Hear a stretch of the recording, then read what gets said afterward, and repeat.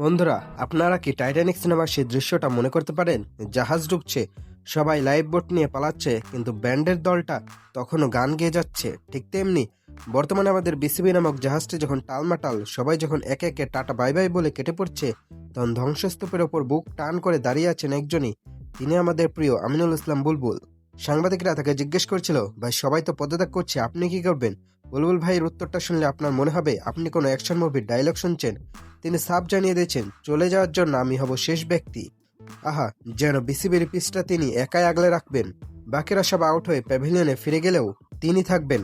ভাবুন তো বিসিবির মিটিং রুমের দৃশ্যটা, লম্বা টেবিল, চারপাশে ডজন ডজন চেয়ার। আগে যেখানে চা নাস্তা ধুম পড়তো, সেখানে এখন শুধু বুলবুল ভাই একা বসে আছেন। সামনে একটা বিস্কুট, এক কাপ চা। তিনি ডানে তাকাচ্ছেন, কেউ নেই। বামে তাকাচ্ছেন, খালি চেয়ার। এমনকি পিয়নটাও হয়তো পদত্যাগপত্র জমা দিয়ে উধাও। কিন্তু আমাদের বুলবুল ভাই দম্বার পাত্র নন। তিনি হয়তো তখন দেওয়ালে টাঙানো ক্যালেন্ডারের সাথে কথা বলছেন। কিরে ক্যালেন্ডার, তুইও কি যাবি নাকি?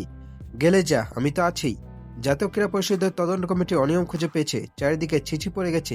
নেটিজেনরা বলছে, আরে গোয়া মারা খাক। আর বুলবুল ভাই যেন সেই সিনেমার জেদি হিরো, যে গোলার বারুদের মাঝে দাঁড়িয়ে বলছে, লড়ে যাব শেষ রক্তবিন্দু দিয়ে।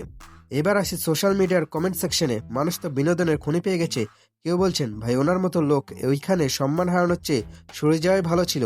আবার কেউ বলছেন, বিসিবি যখন ধ্বংসস্তূপ হয়ে যাবে, বুলবুল ভাই তখন একা সেখানে দাঁড়িয়ে একটা ব্যাট নিয়ে শ্যাডো প্র্যাকটিস করবেন। আসলে বুলবুল ভাই কি সাহসের পরিচয় দিচ্ছেন, নাকি ইমোশনাল হয়ে পড়ছেন?